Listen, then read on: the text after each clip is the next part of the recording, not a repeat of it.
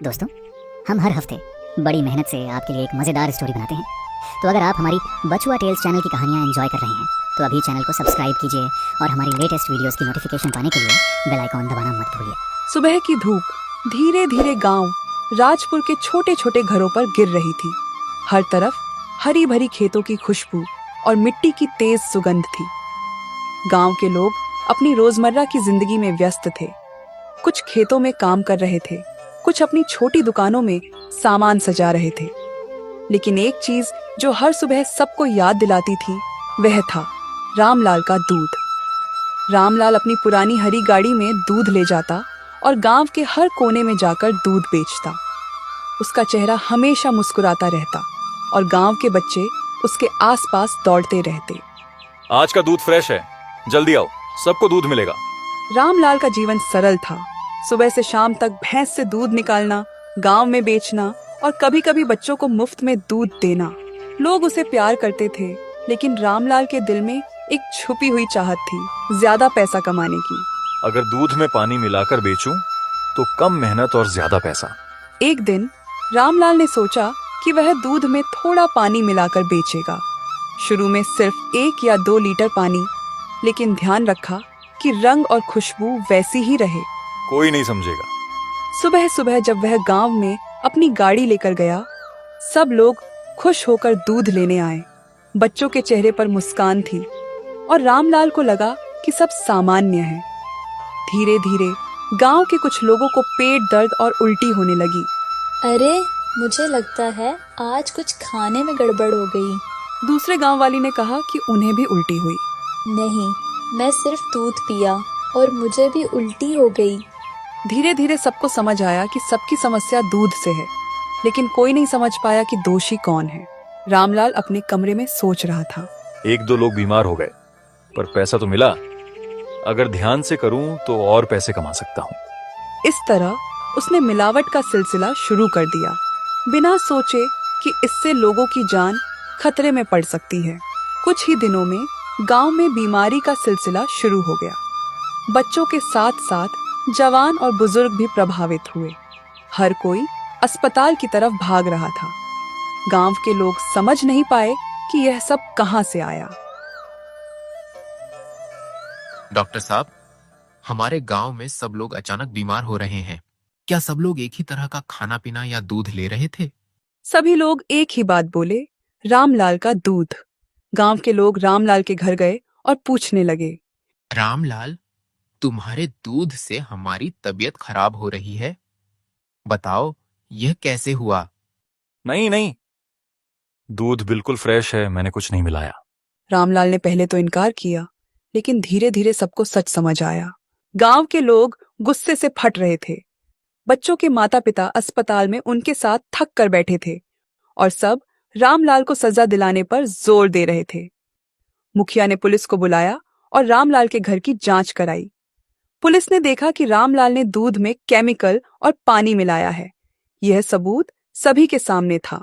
अब हमें इंसाफ चाहिए, वरना और लोग भी बीमार होंगे।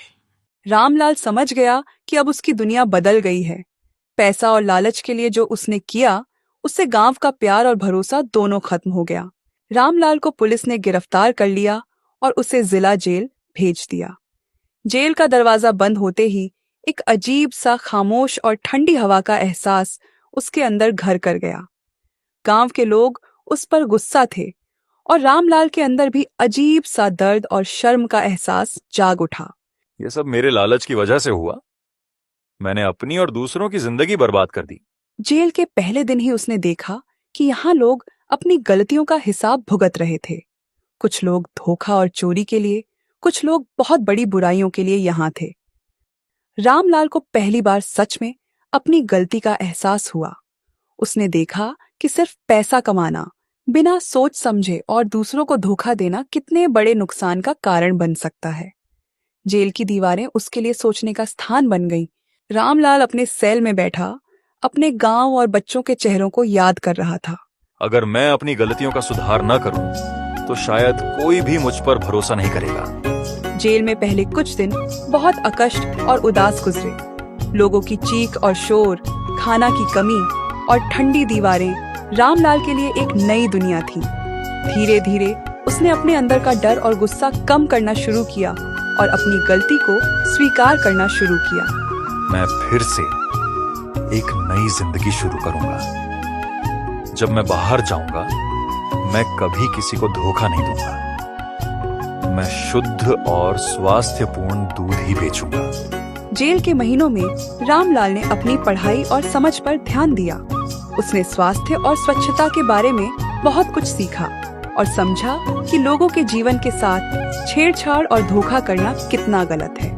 वह अपने साथियों से बातें करता, उनकी कहानियां सुनता और अपनी गलती के बारे में लिखता। उसने डायरी लिखना शुरू किया। मैं रामलाल, जो एक छोटा दुग्धिया था, अपनी लालच और अविवेकपूर्ण फैसलों से गांव के लोगों को नुकसान पहुंचाया। यह सब मेरी गलती थी और मैं इसके लिए जिम्मेदार हूँ। कई महीने बीत गए और रामलाल का समय पूरा हो गया। जेल से बाहर आने से पहले उसने अपने अंदर की पूरी जिम्मेदारी और सुधार का वचन लिखा। गांव वालों का भरोसा जीतना मुश्किल होगा, पर मेहनत और सच्चाई से मैं फिर से लोगों के दिल में अपनी जगह बनाऊंगा। जेल की दीवारें और वहां का अनुभव उसके लिए जीवन का सबक बन गई। लालच के रास्ते पर चलना सिर्फ बर्बादी की ओर ले जाता है और असली खुशी और इज्जत ईमानदारी और सुधार से ही मिलती है। सुबह की धूप गांव राजपुर पर फिर से गिर रही थी, लेकिन इस बार गांव में एक अलग सा सुकून और चिंता का मिश्रण था। लोग पूछ रहे थे, रामलाल अब जेल से बाहर आया या नहीं? रामलाल का दिल तेज तेज धड़क रहा था। जेल के बाद पहली बार गांव के रास्ते देखकर उसकी आंखों में आंसू आ गए। रामलाल ने अपनी पुरानी गाड़ी को धोया, भैंस को साफ किया और दूध निकालने का प्रोसेस बिल्कुल शुद्ध और हाइजीनिक रखा। रामलाल जेल से बाहर आकर गांव के बीच से गुजरा। तब उसने देखा कि लोग उस पर अब भी शंका कर रहे थे। बच्चों के चेहरों पर पहली बार शर्म और डरे हुए एक्सप्रेशन थे। कुछ लोग चुपके से उसकी तरफ देख रहे थे और कुछ बस सर झुकाकर गुजरते रहे। आज से कोई भी मिलावट नहीं होगी। लोगों का भरोसा जीतना मुश्किल होगा, लेकिन मेहनत और सच्चाई से मैं ये कर सकता हूँ। सुबह का वक्त था।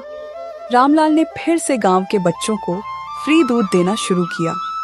बच्चे धीरे धीरे उसके पास आने लगे और एक एक कर उनके चेहरों पर मुस्कान आने लगी। उसने हर एक को प्यार से बुलाया और कहा, मैं समझ सकता हूँ कि मैंने आपके साथ गलत किया। अब से सिर्फ शुद्ध दूध ही आपको मिलेगा। पहले कुछ लोगों ने रामलाल के दूध को लेने से मना किया। रामलाल, तुम्हारे दूध से हमारे बच्चे बीमार हो गए थे, कैसे विश्वास करें? रामलाल ने गहरी सांस ली और कहा, मैं समझ सकता हूँ आपका गुस्सा। बस एक मौका दीजिए, मैं साबित करूंगा कि अब सब कुछ शुद्ध है। धीरे धीरे लोगों ने फिर से रामलाल का दूध लेना शुरू किया। बच्चों के चेहरों पर मुस्कान वापस आई और गांव में फिर से एक सुकून का माहौल महसूस हुआ। रामलाल ने अपनी गाड़ी और भैंस को और भी ध्यान से मेंटेन करना शुरू किया। हर कस्टमर को उसने अपने प्रोसेस के बारे में खुले तौर पर बताया, कैसे दूध निकालते हैं, कैसे धोते हैं और कैसे शुद्ध बनाते हैं। लोग धीरे धीरे रामलाल के सुधार को समझने लगे। बच्चों के लिए उसने दूध के कूपन और छोटे छोटे गिफ्ट्स भी दिए, ताकि लोग देख सकें कि उसके अंदर सच्चाई और प्यार है। धीरे धीरे गांव के लोगों का भरोसा पूरी तरह वापस आने लगा। एक दिन गांव के मुखिया ने रामलाल को बुलाया और कहा, रामलाल, तुमने अपनी गलती सुधार ली और अपनी जिंदगी में सच्चाई और ईमानदारी लाई। अब तुम गांव के लोगों के लिए एक मिसाल हो। रामलाल ने सिर्फ सिर हिलाकर जवाब दिया, मैं अपनी पुरानी गलतियों को भूल नहीं सकता, लेकिन अब मैं हमेशा सुधार के रास्ते पर चलूंगा। मैं सिर्फ शुद्ध दूध ही बेचूंगा और लोगों के भरोसे को दोबारा जीतूंगा। मुखिया के शब्द रामलाल के लिए एक इंस्पिरेशन बन गए। उसने सोचा, यही असली जीवन है, लालच नहीं, ईमानदारी और प्यार ही असली खुशी देते हैं। रामलाल की कहानी गांव में एक सीख और मिसाल बन गई। लोग समझ गए कि लालच और धोखा कभी भी असली खुशी नहीं देते। ईमानदारी और मेहनत ही जीवन का असली सुख है। रामलाल हर सुबह गांव के बच्चों के साथ दूध बांटकर खुश होता और सोचता, यही असली खुशी है, लोगों का प्यार और भरोसा जीतना। पैसा तो बस एक साधन है, असली खुशी और इज्जत लोगों के साथ ईमानदारी और प्यार से जीती जाती है। रामलाल के सुधार के बाद गांव में लोगों का भरोसा वापस आने लगा था, लेकिन सब कुछ इतना आसान नहीं था। गांव में कुछ नए दूधिया और वेंडर्स आए जो सस्ती मिलावट वाला दूध बेच रहे थे। ये दूध सस्ता था और लोग शुरू में उसकी तरफ अट्रैक्ट हो गए। रामलाल ने देखा कि लोग उसके दूध को ध्यान से देख रहे थे, पर कुछ लोग सस्ती और कन्वीनियंट ऑप्शन की तरफ चल गए। उसके दिल में थोड़ा गुस्सा आया, लेकिन उसने सोचा, यही असली टेस्ट है। मैं अपनी ईमानदारी और क्वालिटी के साथ ही लोगों का भरोसा जीतूंगा। लालच और शॉर्टकट्स का सहारा नहीं है। रामलाल ने अपनी गाड़ी और भैंस को और भी हाइजेनिक बनाया, दूध को उबालना और फिल्टर करना शुरू किया और हर कस्टमर को ओपनली बताया कि ये दूध बिल्कुल शुद्ध है। उसने अपनी स्ट्रैटेजी बनाई। बच्चों और स्कूलों में फ्री टेस्टिंग सेशंस, गांव के सभी दुकानों में फ्रेश दूध का स्टॉल, हर कस्टमर के साथ ईमानदार बातचीत और गारंटी। धीरे धीरे लोग फिर से रामलाल की तरफ अट्रैक्ट होने लगे। बच्चों और औरतों ने रामलाल को देखकर मुस्कुराना शुरू किया और गांव के मुखिया ने भी सपोर्ट किया। एक दिन नए दूधिया ने गांव के लोगों के सामने चैलेंज दिया। देखो, सस्ता और कन्वीनियंट दूध ही बेस्ट है। रामलाल का दूध महंगा और टाइम कंज्यूमिंग है। रामलाल ने शांत रहकर जवाब दिया, महंगा नहीं, सिर्फ शुद्ध और स्वास्थ्यवर्धक दूध है। आपको चाहिए शॉर्टकट और सस्ती चीज या असली और स्वास्थ्यवर्धक चीज? गांव के लोग धीरे धीरे समझने लगे कि सस्ता दूध का नुकसान लंबा चलेगा और रामलाल का दूध फिर से उनके लिए फर्स्ट चॉइस बन गया। रामलाल ने हर कस्टमर के साथ अपनी ऑनेस्टी और डेडिकेशन दिखाई। बच्चों के लिए दूध के साथ हेल्थ टिप्स और हाइजीन नॉलेज भी शेयर की। धीरे धीरे गांव में सबको ये समझ आया कि ईमानदारी और क्वालिटी ही असली जीत है। गांव के मुखिया ने कहा, रामलाल, तुमने सबको ये सिखाया कि लालच और शॉर्टकट्स से कोई जीत नहीं सकता। तुम्हारी डेडिकेशन से ये गांव फिर से एक मिसाल बन गया है। रामलाल के दिल में खुशी की लहर दौड़ गई। उसने सोचा, यही असली जीत है, लोगों का भरोसा और प्यार। रामलाल की कहानी अब गांव में एक लेजेंड बन गई।